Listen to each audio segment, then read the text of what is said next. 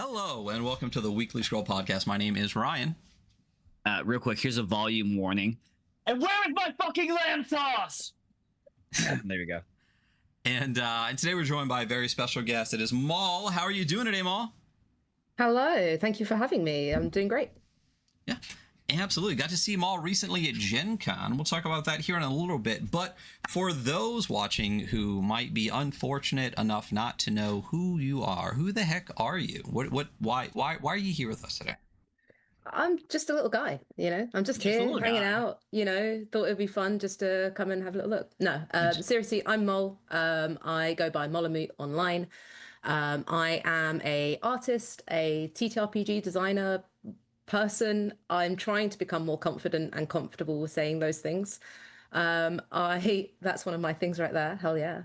I also do marketing and events and that's another one of my things. You guys, so prepared. You got the pocket one? I love that one. I do marketing and events for SoulMuppet Publishing, who you may have probably heard of. If you've seen me at one of their convention stands, say hi, Yeah, and I did, because we both recently were at GenCon, where I was helping out the SoulMuppet booth for a couple hours every day, which was fun. And I think we've talked about this before. I don't know, Hunter, is SoulMuppet the games we reviewed the most? Maybe World Champ. It's between those two. Those are top two at least. We got to get our numbers up, apparently. And hey, listen. Well, I don't think you have to just release more games. I think we've reviewed everything at this point. So. Yeah, Zach, if you're watching, start writing. Inevitable and The Lost and the Damned, I think, are the only two that we haven't. Everything else. You're right. Yeah. I haven't everything else. Yeah, my 3 copies are just off screen on the SoulMuppet shelf. Right here that I'm pointing to. I had to get all SoulMuppet. They put special covers for everything, so I have to get all of them. That's the one. Yeah. I think your SoulMuppet shelf actually looks better than mine, which is kind of terrifying as their marketing manager. Yeah. To be fair, he's reshelved everything like 8 times, so not everything, because I still got like 10 stacks in my living room on the floor that have been there for like the entire time I've been in this apartment, which is well over 2 years at this point. So it's eventually I hope to get everything up off the floor, but we'll see. Floor books are the way to go. I mean, gotta have those doom piles. That's what the ADHD is, right? I can actually, let's see. Boom. I'll throw my shelf up onto the screen real quick. Oh, I love these shelf pics. Look at that. That's what's behind me. So you guys can all see the fancy SoulMuppet shelf back there. Beautiful. It's the funniest thing when I sent this in the group chat. And Zach was like, "What's that blue and orange box?" I'm like, "It's a blue and orange box." No.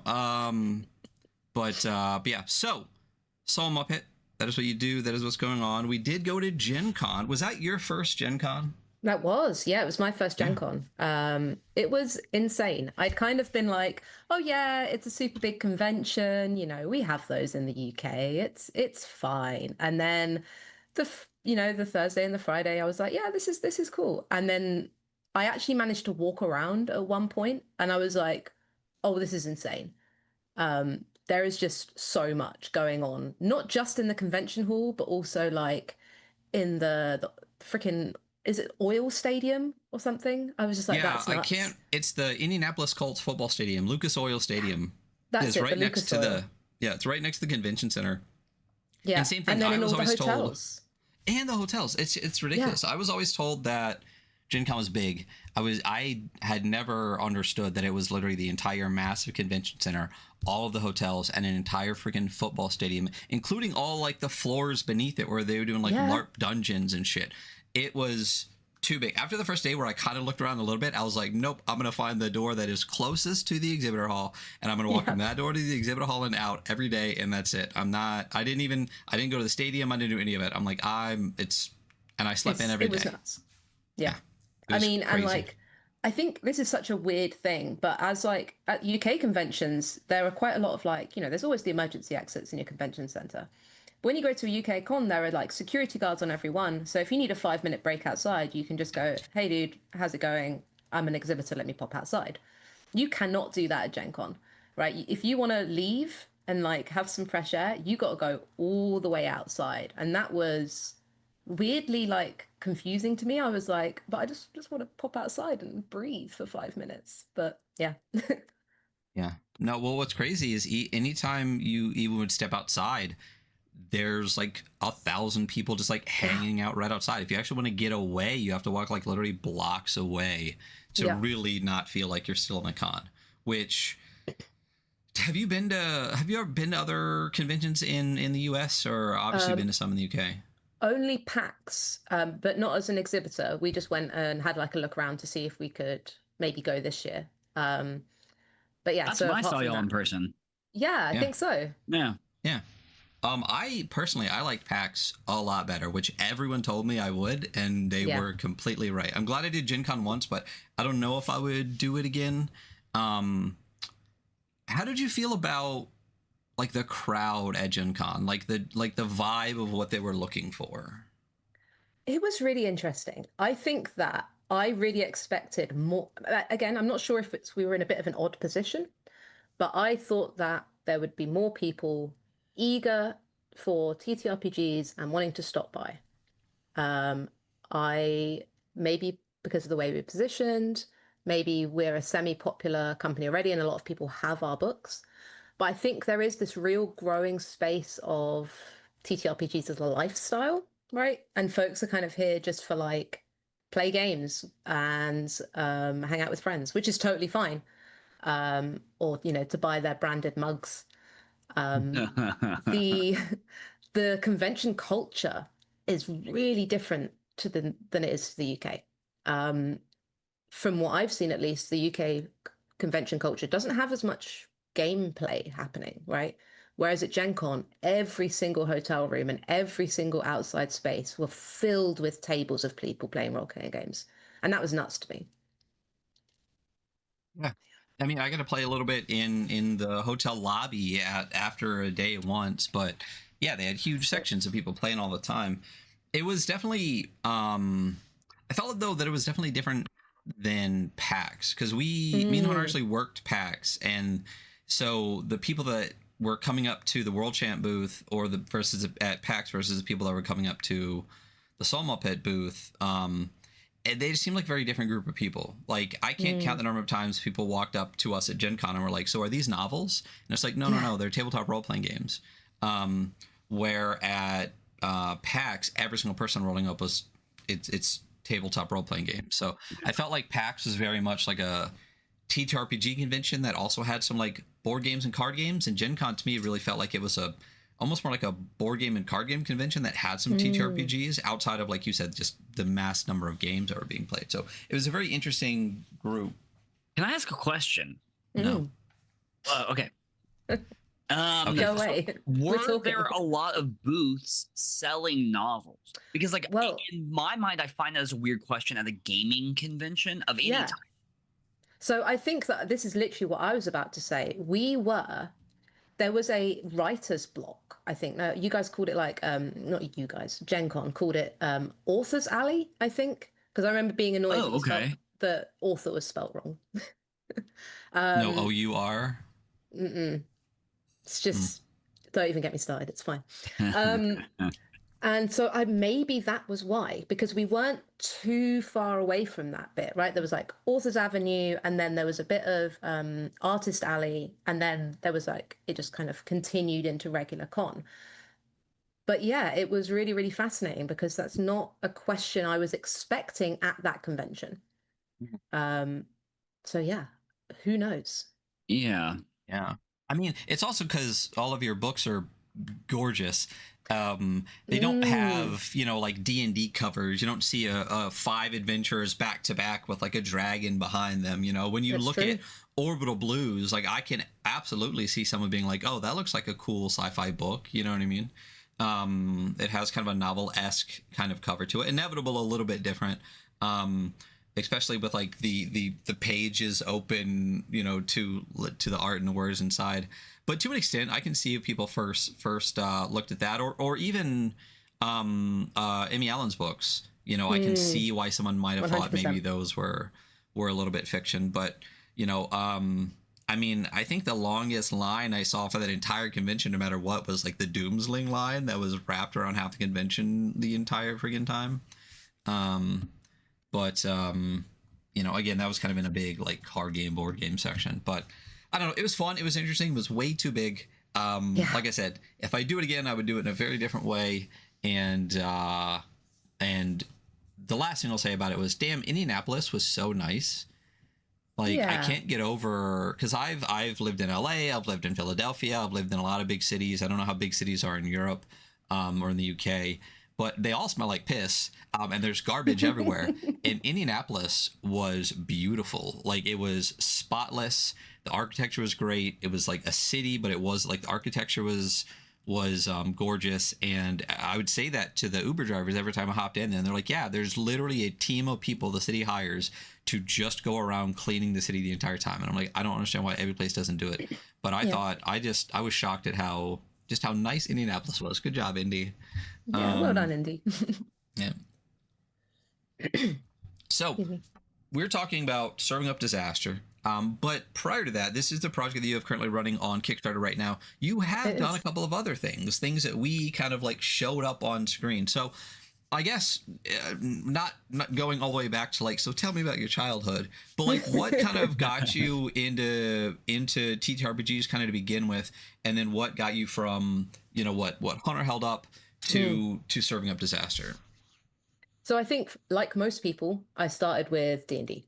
But my actual first introduction was trying to run a campaign of 3.5 and downloading a PDF off some, you know, dodgy website probably, and just being like, I do not understand what is happening here. And my friends are coming over in half an hour, and I said I was going to run this game. Fuck it, I'll just make my own thing, right? And I quite enjoy that my first interaction with role-playing games was, I'm just going to make my own rules, it'll be fine. You know, played a lot of 5th edition after that, kind of got a bit more into it. And then there's a couple of like little indie game stores here in the UK, and my partner and I just went into one time, I think to look for a 5th edition book, and there was just this thing called Other Games, and we were like, whoa, what is happening? Why are these so cool? And yeah, and it just kind of like spiraled from there. I just started kind of linking my art with my games. So I wrote a little kind of weird little goblins zine, which is just use some dice, generate a goblin. And yeah, it's just kind of spiraled from there, to be honest.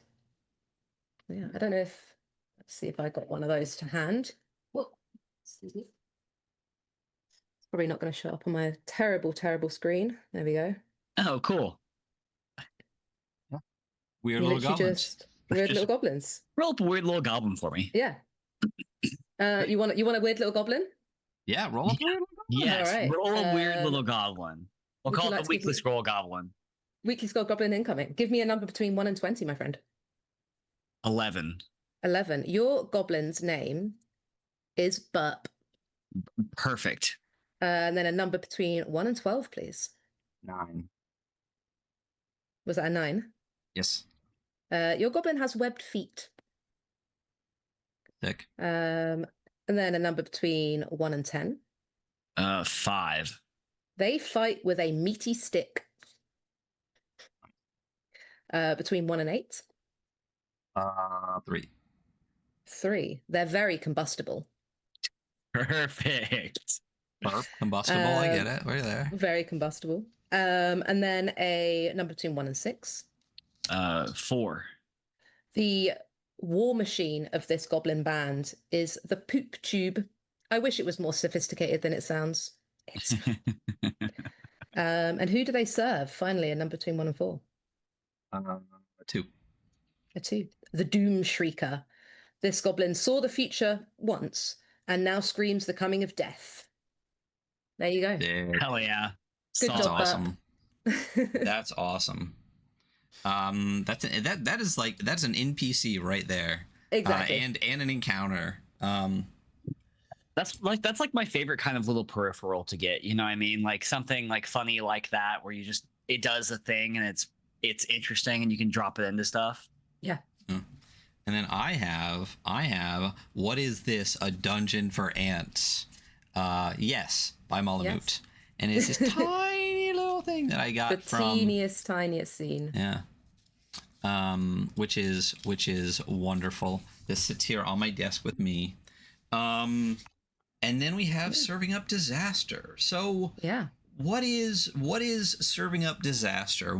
So this is a project you currently have on Kickstarter, and what is the pitch for that? I mean, the pitch in the shortest thing possible is it's a ttrpg of kitchen nightmares. I kind of boiled it down to 2 questions when pitching it to people at GenCon. The first question is, do you know Kitchen Nightmares with Gordon Ramsay? And then, do you like playing role-playing games? What if we made them kiss? And that's pretty much it.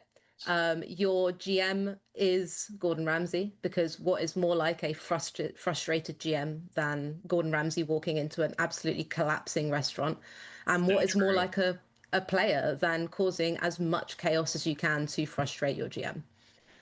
So it kind of spawned from my absolute obsession, love, hyper-focus with Kitchen Nightmares. I am not going to say how many times I've watched each episode, because that would be worrying. Dude, you are among friends. Too many. It's free on YouTube, so like it sometimes is playing at my place. Like there's no one even in the room; it'll be playing. It's just there. Yeah, it's just good, easy watching. And to be clear, it's a terrible show, and that is why I love it. It's so bad. And the UK version, forget it. I'm not interested. He's too nice. There's no booming sound effects constantly. I need to be overstimulated constantly, by the... It is interesting how civilized the UK version. I watched this episode like, oh, these are nice. This is like him, the kitchen standards aren't too bad. They just make some questionable decisions. Totally. And maybe the guy is a bit of an asshole, but like, he'll be okay. No, I'm not here for that. I need Gordon Ramsay looking directly into the camera as he squeezes a 4-week-old radish or something. Right?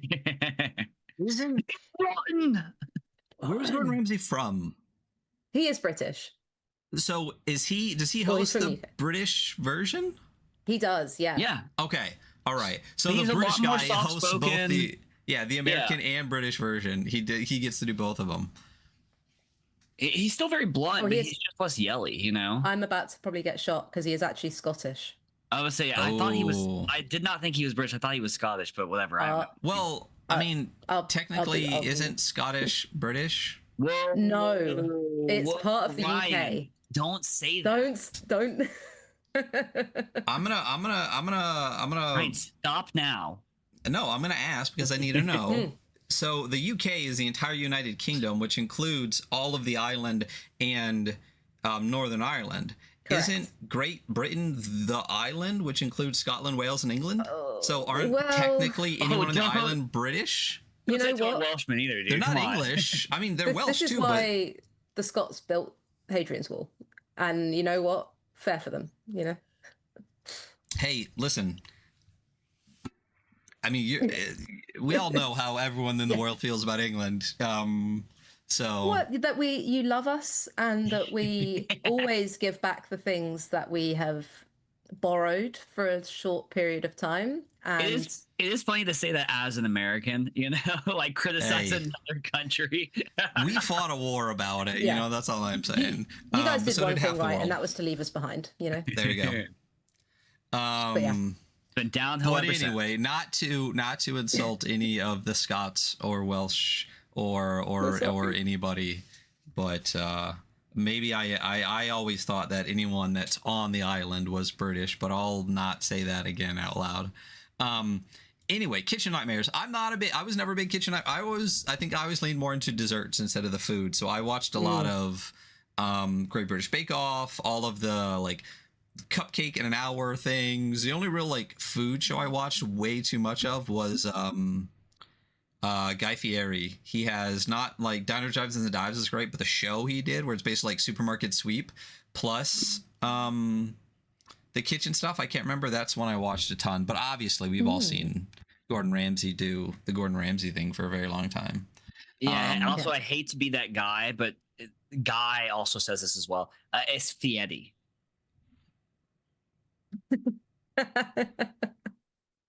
Yeah. Now we're all in trouble. Wasn't there somebody at GenCon that was dressed as Guy Fieri?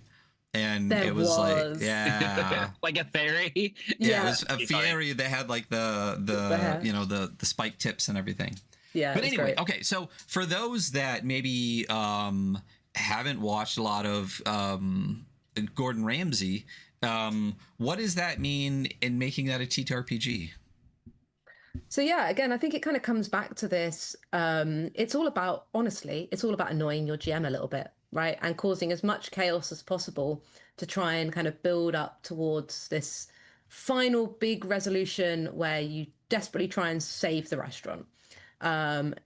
It's actually, again, so if you're more into the ttrpg side rather than the Gordon Ramsay side, if you know Brindlewood Bay, it is genuinely a twist on those mechanics. And that throws people a little bit because they're like, how are you doing a non-mystery game with Brindlewood Bay? I'm like, well, it's kind of like you're still solving a problem, right?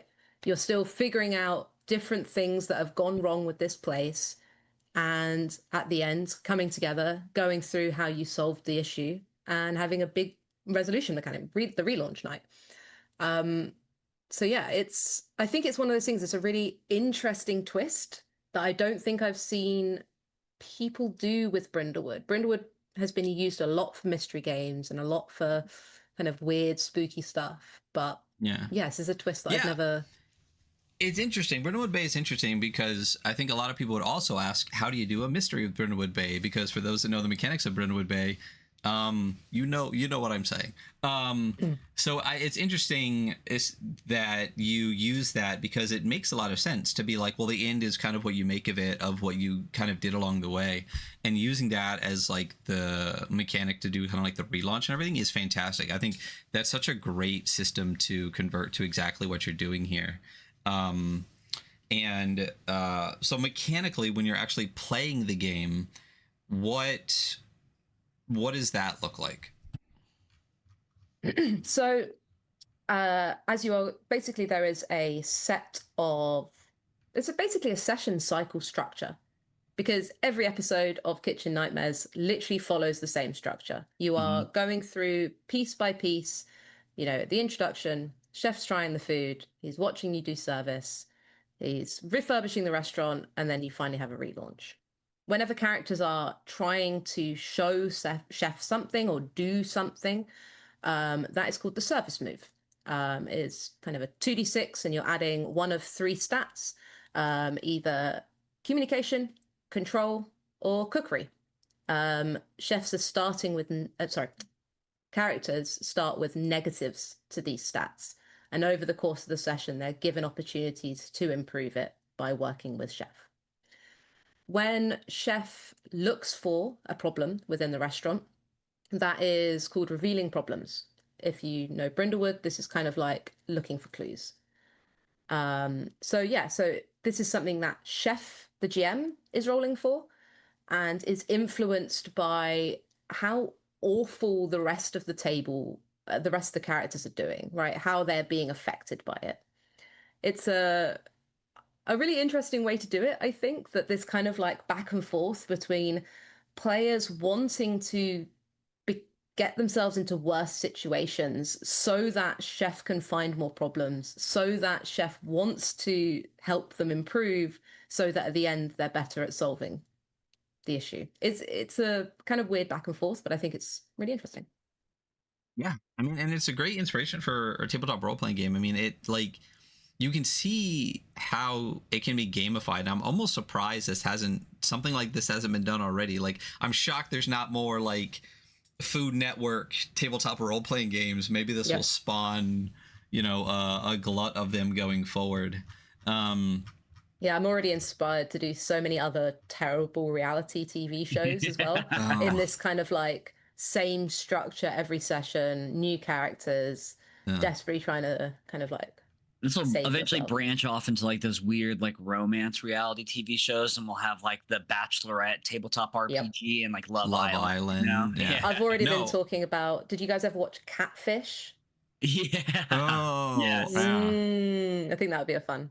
That would be fun because you could actually like make your character and then decide in character generation whether they're real or like a catfish, and you have to role play the catfish. That's fantastic. I really want to get like a hack of this for Bar Rescue. That's one that I've seen a lot more because people at work have it on the TV all the time. John it's basically Tapper the same is the thing. worst human to ever walk the earth. Yeah. He's just a more annoying, more scripted Gordon Ramsay for bars. Like that's, he's also like a weird far right like capitalist. So yeah, well, I mean, it's just a character, you know. You got to twist on it a little bit, you know. Yeah. One thing I do want to talk about is, my goodness, the graphic design in this. Now, who did this beautiful graphic design? That would be me. So for those that aren't in podcast land, and if you're on Spotify, you can watch the videos now too. It clearly obviously inspired by, you know, restaurant menus and things all the way through, even to the point where there's like grease stains on a bunch of the pages and stuff. Yeah. It's gorgeous all the way through. Because I saw this when it was very like light blue a while ago. At what point were you just like, duh, menus? Like, you know, how did that come about? So I knew that I always wanted to have that kind of menu design. So you're talking about the kind of the original Ashcan version that has been out, pay what you want, on itch for about a year now. The light blue you're referencing, I have been kind of calling Channel 4 blue. That will, again, mean nothing to the Americans in the chat, but every British person just went, oh yeah, I know the blue you mean. And even if you look at that, it's kind of laid out like a very basic menu. It's very structured in certain ways and very much pulling from that inspiration. I then, and I'm going to upset a lot of layout people in the chat right now, I then discovered Canva. And I would not recommend using Canva to lay out anything bigger than maybe 30 pages. Fair. And again, I recommend it for this type of layout and probably nothing else, because they've got so many kind of like inspirations that you can pull from. A lot of this layout is me going, oh, there's a kind of terrible diner menu here. Let me just like grab that, utilize the colors or the font styling or the kind of the way it's laid out. And by the end of it, it looks nothing like the original, but it's a good jumping off point. It honestly started as me kind of going, I'm going to like try and lay out a couple of pages so that when I hire somebody, maybe I kind of have some inspiration for them. I then maybe hyper-focused over the course of like 4 days, and then the thing was done. And I was like, oh, that happened. Again, don't recommend that. Please, you know, make sure. Every single thing that on our show is done in Canva. Every single layout, every single overlay, everything. For small stuff, exactly that you're talking about, it is incredible. And the number of templates and things that are available, like you said, is great. But even just the ease of moving stuff about, like, it's so much easier than Illustrator or you know, whatever Affinity's version of it or whatever, because you don't have to learn new tools. It just does whatever you want it to do. Like if you want it here, you just put it there, and if you want to drag it, you just drag it, and then like it's fine. So yeah, for small stuff, it's great. And again, the overlay that you're all looking at right now, Canva, baby. So you definitely don't have to win us over for Canva. Yeah. But it looks fantastic. Like it looks really great. It does look really good. It's really fun to go through. Like I love the little food caricatures too. Like I love how distressed they all clearly are, you know. This is the other thing, like I just pulled so much of that just straight from Canva. And again, Canva has an open license for a lot of their images. In fact, I think all of them. And so you can, as long as you're kind of like not just straight up pasting it on a mug, you can mix and match. And so much of it has just been pulled straight there. That's so funny. A couple of them I have like slightly edited. So I believe on page 11, if you have it open, there is a very sad looking chef holding a moldy piece of bread. He was originally a very happy chef. And, you know, I've flipped his mouth upside down, flipped his eyes a little bit. giving him a hand and making him hold some moldy bread. So sorry, chef, but you know, it needed to be There you done. go. I think my favorite character throughout the entire thing is the bird on page 7, where smile, thumbs up, and then the thought bubble is I hate working here. If you've ever worked great. in service, you know those ones. Yeah, totally. Yeah. Oh yeah. I have both served and worked in the kitchen. Yeah. So yeah, definitely. I relate to this heavily.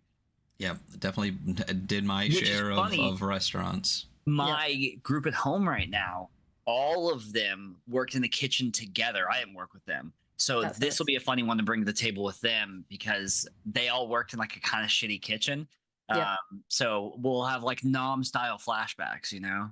Yeah, I mean, I think a big reason why I love Kitchen Nightmares so much is that I used to come home from a shitty service job and I used to pop it on the TV and I used to just watch 4 episodes. And by the end, I was going, maybe my job isn't so bad. I can go in again tomorrow. You know, it'll be all right.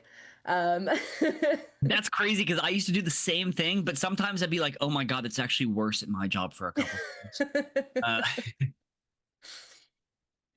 I don't remember what my post. I think I watched a lot of Reno 911, like binging after like work and school and stuff. I think that was one of my go-tos, but yeah. I mean, and what's great too is throughout the layout is all the different types of menus too, because you can literally see breakfast menus in here, you can see lunch menus in here, you can see dinner menus when you get like towards the back and stuff. It's just it's great, and I'm really glad that it switches up like that. You didn't just go with like, let's go breakfast menu the whole way through and keep it kind of like dinery looking. It runs a gamut of everything, and it really keeps the entire thing feeling like fresh and interesting every time you switch into a new section. And so this PDF that we have, the preview PDF, is clocking in at about 30-ish pages. Is that before stretch goals and stuff, is that most of is that most of the book done? So yeah, that is, apart from stretch goals, that is the book finished. It is going to be a quite small zine. I believe it is I think you're right. I think it's 32 pages, question mark. It's something divisible by 4. Yeah, whichever one it is. I know my printing. That's been drilled into me from working at SoulMuppet. But yeah, so I've got a couple of stretch goals to add onto it. There is, let me bring up my. Well, let's just hop over to let's hop over to the Kickstarter page and we can kind of talk about that from the start. Let me see, did I pull the window up? I did. So you funded already. You funded day 1 because you for some reason chose to launch it while we were at GenCon. So that you could both be working and be like freaking out about it at the same time. So I was very glad that it funded immediately, and that was great to see. Yeah, I said to people before I went, I was like, this is either going to be the best idea I've ever had or the worst idea, and we won't know until the end. I think it was a good idea. I'm gonna stand by it. It was a nice distraction. It was also nice to be distracted, so I didn't constantly watch it. And it was nice to be able to tell people about it while I was there and be like, hey, I am literally crowdfunding this right now. You can go and check it out. Yeah, because you had little flyers that you were like handing out and talking to people about, which was, again, I mean, what better way to market it than literally at a convention? Very good idea. Yeah, QR code and everything on it. Yeah. I think that amount of stress would have been a lot for me, but you are very smart to have done that. Promoting it at a convention is a great idea, and obviously you totally smashed your goal. It's done a lot better than I expected. Yeah, I mean, I've had to add some extra stretch goals because I didn't think it would push over. Nice. That's a solid problem to have, though. You know, your goal is what I'm going to speak in USD. About $673, and you're currently about 3,500. Which is 500 pounds, and you're just over 2,500 pounds, which did unlock another Kickstarter. So from the top, though, when people come over here and back it, if they haven't already, what can people get when they back? So you can, I'm going to speak in pounds, and you guys can translate that. So the lowest tier, £10, that is a digital PDF copy. You just you get the PDF, any kind of digital stretch goals that I add on, for example, I'll be adding some pre-generated characters and restaurants that you can play. I'm going to be adding a little kind of expansion that covers one of Gordon Ramsay's other shows called Secret Service. There will also be a digital character sheet that folks can use. Then at 20 quid, you can get a physical copy. And that kind of, again, comes with a saddle stitch zine, a PDF copy attached that will include all of the extras. And then the top tier at 40, you will also get a paper chef toque, which is the little white hats that you can get. So your chef can pop that on and go ahead and wear it. I also managed to unlock a GM screen, which is going to be kind of like literally I'm going to use a menu print, and it's just going to be that kind of like 3 or 4 fold pull out that you can pop down in front of you with just some quick reference rules. That's also available as an add-on if you're kind of at the lower tier. Yeah, so I'm kind of trying to keep it relatively simple. It is just the zine and a couple of add-ons, and nobody told me not to do the paper hat, and so now we have the paper toque. I warned people. It's funny because I backed it like I was with you, but I was also gonna back it anyway. But I got the email, jumped on, was like, what's the highest? Click it. And then I remember later going back to him and be like, okay, so what did I actually get? And looking at you going, what's a toque? And you're like, oh, it's a chef's hat. I'm like, dope, I'm getting a chef's hat. All right. But yeah, so I have the stretch goal thing up here. You funded, you got the GM screen, digital character keeper, which again is a great thing. It's nothing that's going to add any, extra physical stuff for you at all, which is really cool. You've already passed the Secret Service expansion. You've already now passed the pre-gen staff and restaurants. Yeah, I've just noticed I need to actually update that. Nice. I hadn't actually spotted. So, and then you're going to go on to solo rules, which is great because we cover solo games now here on the show. Ooh. But you still have, it's not far in. You got 19 days. You are basically a third of the way through the project, and you're already adding on stretch goals. So what happens? I see after solo goals, it's just panic. So what happens after that? Is that just going to be like, are you going to keep trying to add stretch goals? Or are you just going to say, you know what, it's successful, I get to pay some people some more, and then we're going to take it?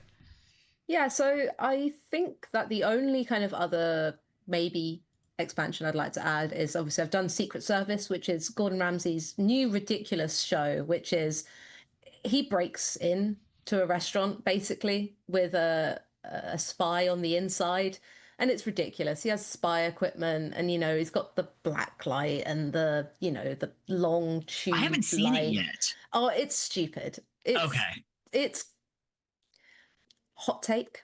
It's not as good as I wanted it to be. I wanted more spy, but it's okay.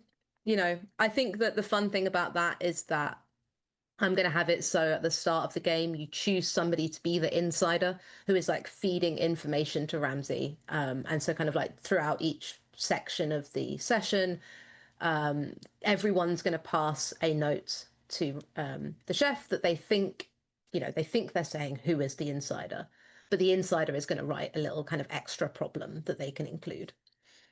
Yeah, cool. Yeah, so kind of like a little bit and Among Us-esque as well, that kind of like emergency meeting, who's the insider. Yeah. I'd love to add potentially doing Hotel Hell, which is his kind of, it's kitchen nightmares in a hotel. Very kind of similar, but maybe slightly different prompts, have a little bit, he stays the night as well quite often. So yeah, that kind of adds an extra cycle, an extra part of the cycle. They show his butt a lot in that show. They for some do. Reason. They show his butt all the time. Like he loves getting his ass out. And like genuine like frames. I was literally thinking, should I say this? I'm so glad you said it.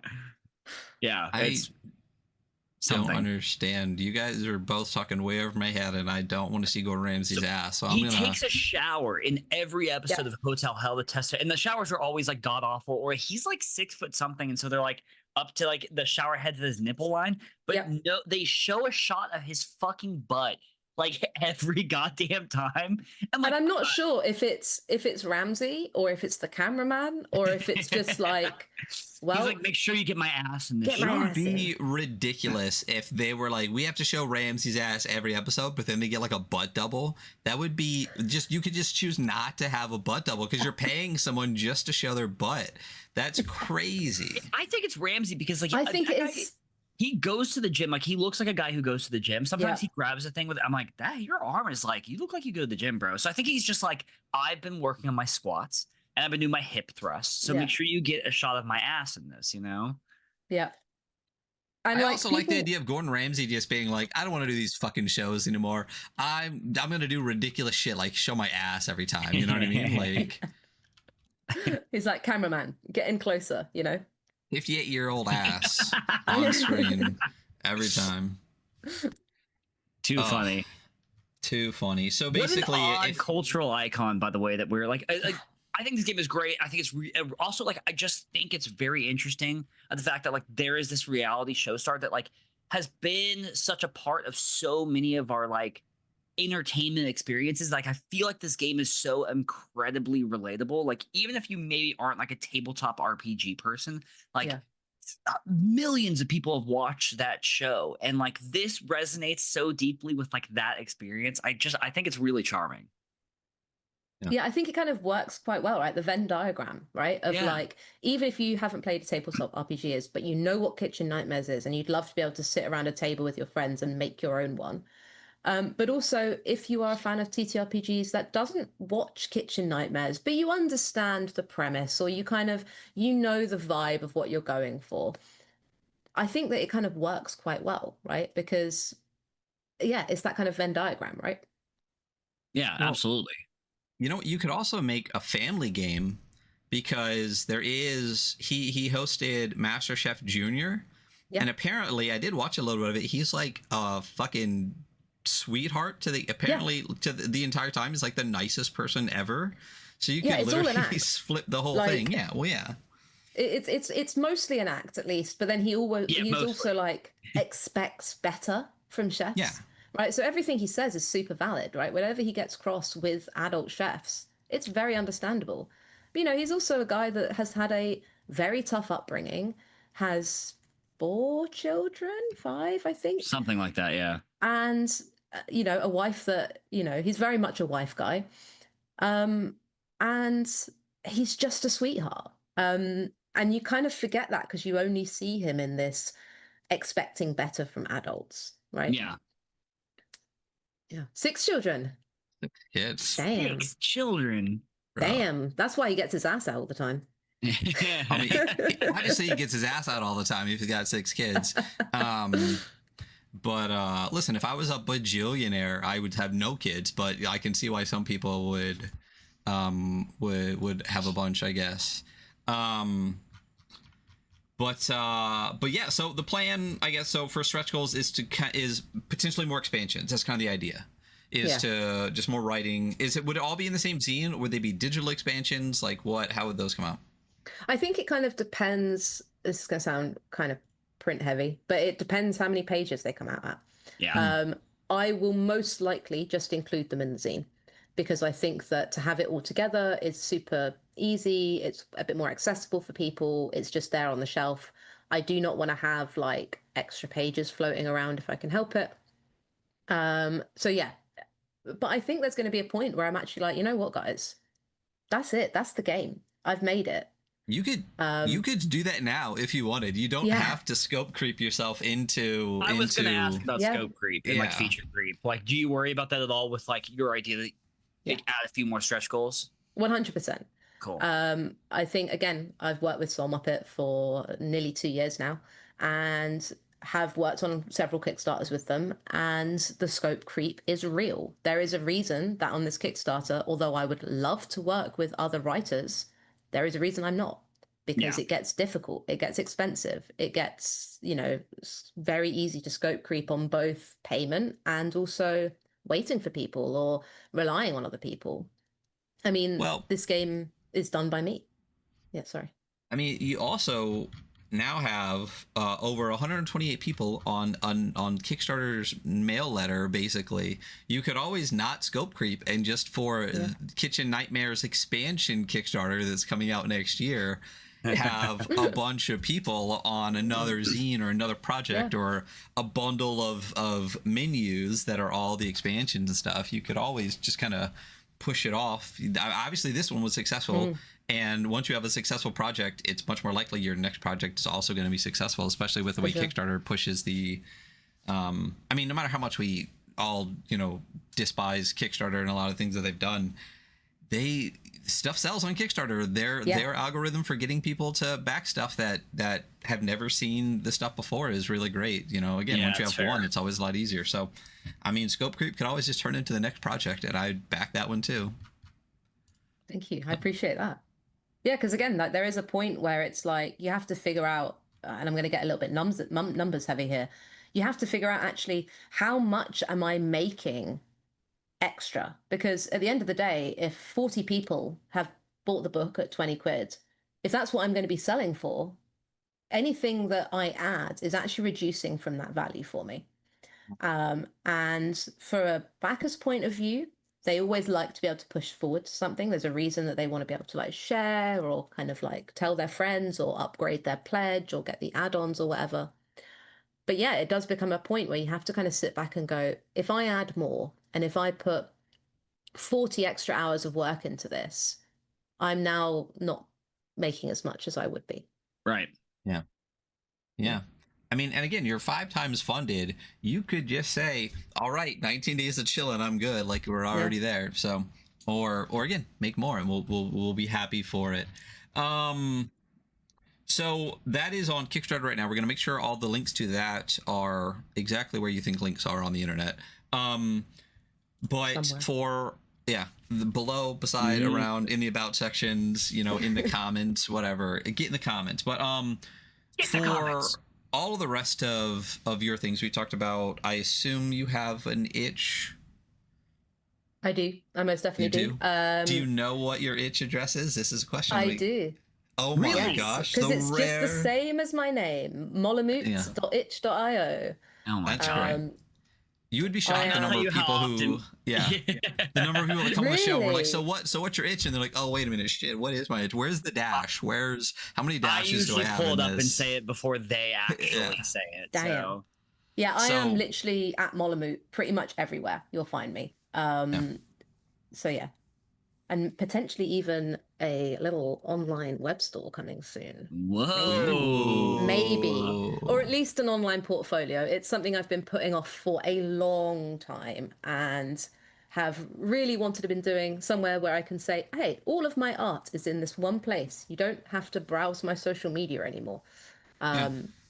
And because you're not just game designer and layout and all the other stuff, you do art. We talked about that kind of in the beginning, and you are accepting commissions now for art. I am, yes. I've currently got some emergency commissions open, actually. So if you're looking for something at the moment, now is the time, because I am very much kind of going, donate some money, ask what you want, I'll draw something. But yeah, I usually do it a little bit more structured than that, but at the moment I am accepting pretty much anything, not hateful stuff, obviously, but yeah, so just come to me with an idea, tell me your budget, and I will make something work. This industry, I want more human art to exist. I don't want people to go, damn, I can't afford that, so I'm not gonna do it. Instead, I'm gonna generate something, or I'm just not gonna do XYZ. It's okay. I have on my itch, I have various Creative Commons pieces of art that you can go and just put in your game. If you are on a budget, just tell me your budget and I will make something work with you. It might not always be, the most polished, beautiful piece of art you have ever seen. But if you say, hey, I only have $25, I really need just a little piece of art. Great, I'll make something work. Because there are people out there that have the budget and that will work with me. And I want to make sure that everyone has a little something, And that's always going to be better. I mean, your own stick figure drawings are always going to be better than generative AI. I can You can only 100%. assume here on the show how we feel about that if you know how we feel about everything else. But if instead of your own stick figure drawing, you can get MOLOMOOT, I would highly suggest that. Get me to draw your stick figure drawings. There you go. Why Pick haven't out. there been... Yeah. Oh, write that down. There you go. RPG of stick figures. Oh, I would be shocked if that doesn't exist, but nothing says that we can't have more than one. But True. But MOLOMOOT, thank you so much for coming on the show. Thank you for having me. Yeah, absolutely. Please come on again. Maybe when this drops and we have the physical in our hands, you can come on and we can annoy you as chef and we can run some here on the show or something. But that'd be awesome. That would be great. Really appreciate you being here. Please come back again. Obviously, you know, we're huge SoulMuppet fans, and that means we're also big fans of yours, both because of and in spite of, I guess. Yeah. So I can do both. There you go. So again, thank you. And that's gonna be us for today. So catch us. Yeah, catch us. I don't know whenever we're on. Whenever. I think we do have an episode on Friday. I think we have.